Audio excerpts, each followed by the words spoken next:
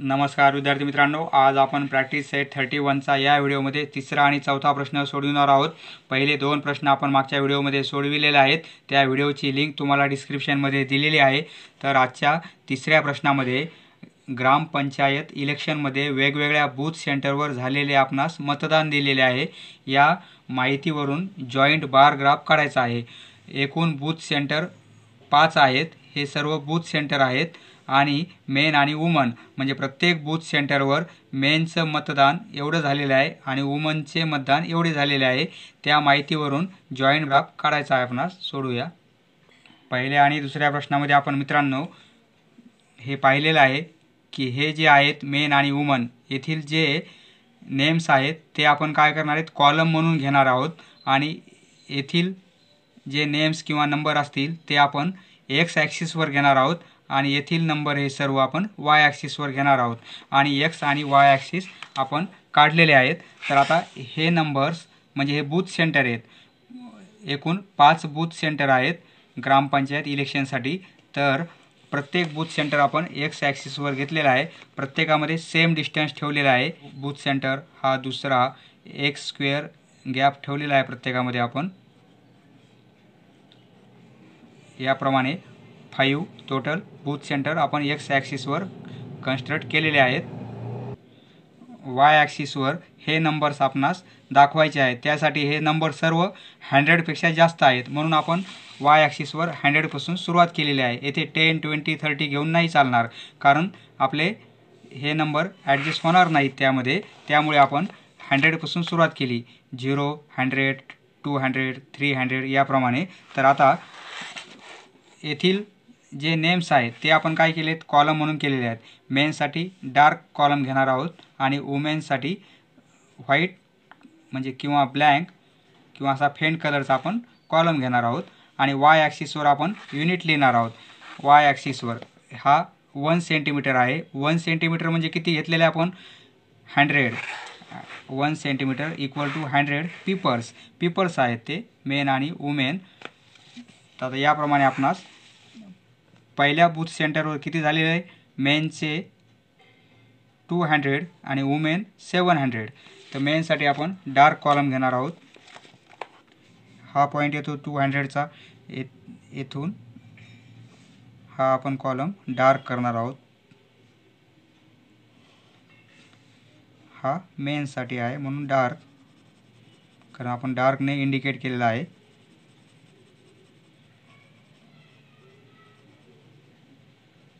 First booth सेंटरवर पुरुषांचं मतदान 200 झालेलं आहे आणि स्त्रियांचं मतदान 700। तर 700 येथे येईल, म्हणजे हे आपण याला आपण डार्क करणार नाहीत, हा फेंटच राहू देणार आहे, कारण आपण इथे इंडिकेट केलेलं आहे वुमेनसाठी। यावरून आपल्या लक्षात येते की बूथ 1 वर पुरुषांनी केलेले मतदान 200 आहे आणि स्त्रियांचं मतदान 700 आहे। आता बूथ 2 मध्ये मेन 270, आता हे 2 आणि 70 म्हणजे 7 घरं घ्यावं लागतील। हे इथपर्यंत येईल आपला ग्राफ। हे आपण डार्क करणार,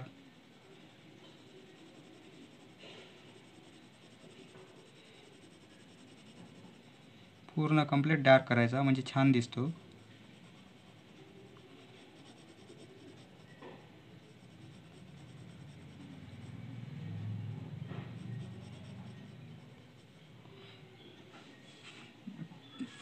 त्यावेळेस 240 वुमन आहेत, 2 आणि 40 म्हणजे 4 घरं घ्यावं लागतील। हे 4 घरं, 240 वुमेन, हे आपण फेंटच राहू देणार आहोत, वुमेनसाठी आपण डार्क करणार नाहीत। आता बूथ 3 वर 560 किती आहेत, मेन आहेत। बूथ 3 वर 560 मेन, 5 आणि 60 म्हणजे 6 घरं घ्यावे लागतील मेनसाठी।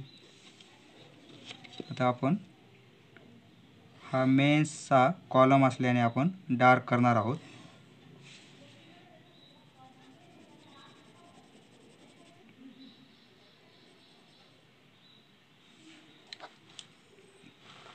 बूथ 3वर वुमेन्स 340 आहेत.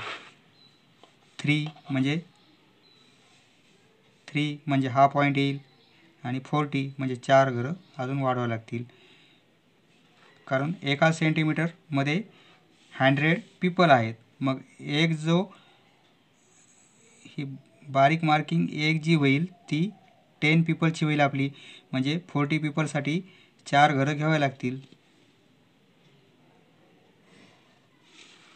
हा आपण असाच ठेवणार आहोत कारण तो वुमेन्सचा आहे. आता 4th बूथ सेंटरवर 820 काय मेन आहेत, म्हणजे 4th बूथ सेंटरवर 800. बूथ 4वर मेन्स मतदान 820 झालेलं आहे, म्हणजे 8 आणि 2 घरं पुढे घ्यावे लागतील. आणि हे आपण डार्क करणार आहोत कारण मेन्ससाठी आपण डार्क कॉलम घेतलेले आहेत आपल्या स्केलमध्ये.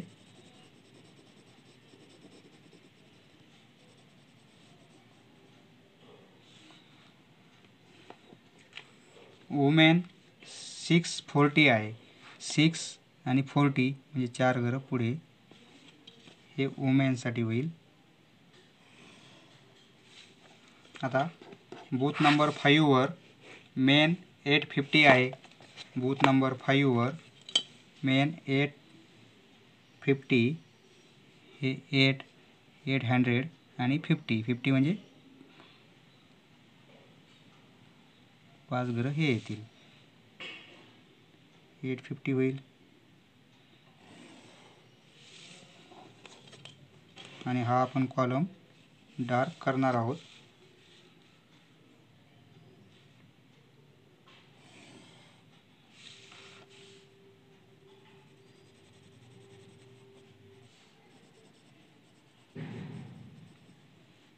आता बूथ नंबर 5वर वुमेन 470 आहे.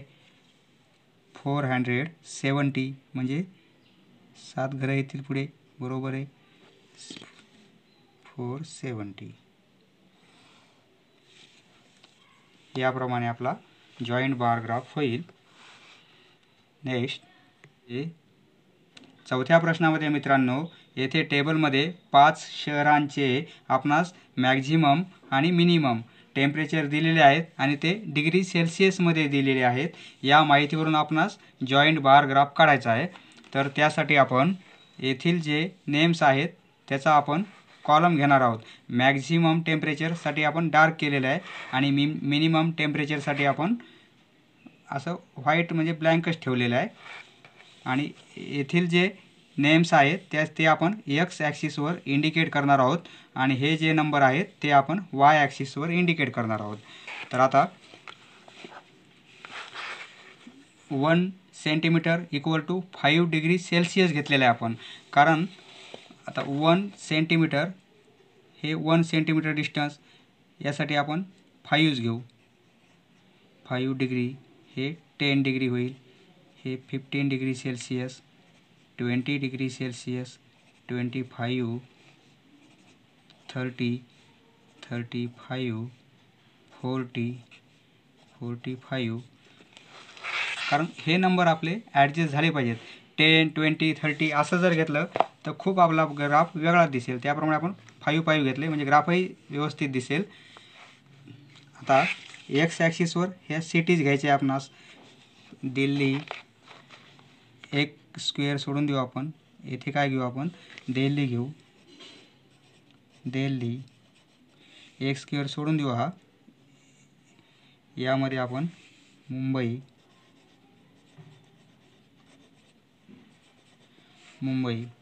येथे कोलकाता,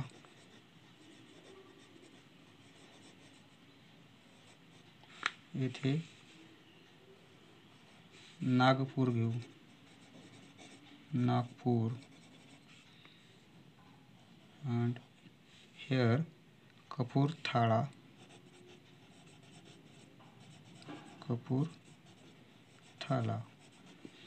ओके. आता दिल्लीसाठी मॅक्झिमम टेम्परेचर 35 आहे. दिल्लीसाठी मॅक्झिमम टेम्परेचर 35 येथे येईल हा पॉईंट, बरोबर. एवढी लाईन होईल आणि हा आपण आता कॉलम काढू आणि हा आपणास डार्क घ्यायचा आहे कारण तो मॅक्झिमम टेम्परेचरचा आहे. हा डार्क करणार आहोत.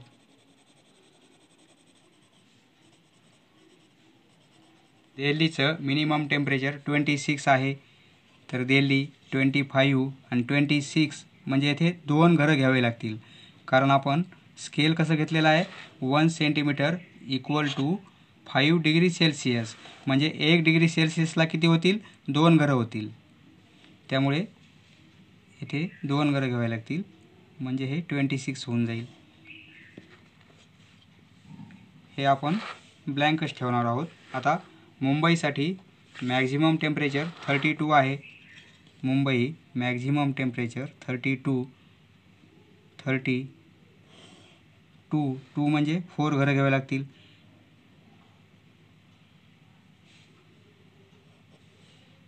आणि हे आपण डार्क करणार आहोत. आता मुंबईचं मिनिमम 25 आहे. 25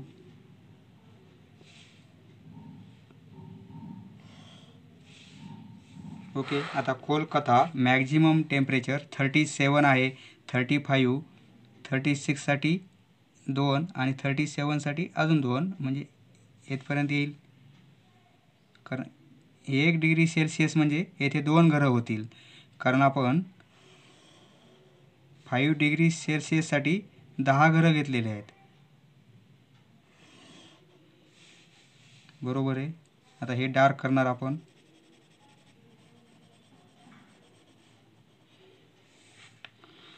कोलकाता मिनिमम टेम्परेचर 26 आहे. 25 आणि 26साठी 1 डिग्री सेल्सिअससाठी 2 घरं येतील म्हणजे 25 आणि हे 2 घरं 26 होऊन जाईल.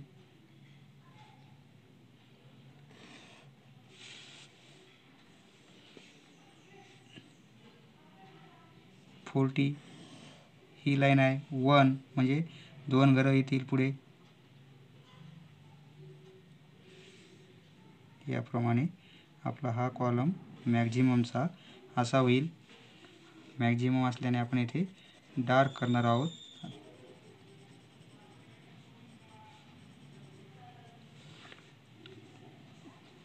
आता नागपूर मिनिमम 29 आहे. हे 25 29 म्हणजे 2 घरं कमी होतील. 29 हा आपण ब्लँकच ठेवणार आहोत. आता कपूरथला 37 35 36 37 पुढे इथे येईल. बरोबर आहे. आता आपण हा डार्क करणार आहोत कारण हा मॅक्झिमम टेम्परेचरचा आहे आपला. एका स्क्वेअरमध्ये आपण 2 कॉलम ॲडजस्ट करतोय सेंटरमधून.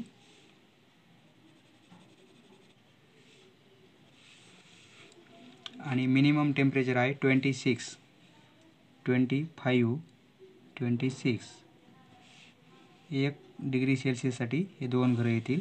हे 25 आणि 1 डिग्री सेल्सिअससाठी 2 घरं अजून वाढतील कारण आपलं स्केल 10 घरांचं म्हणजे ह्या पूर्ण 10 mm साठी आपण 5 डिग्री सेल्सिअस घेतलेलं आहे.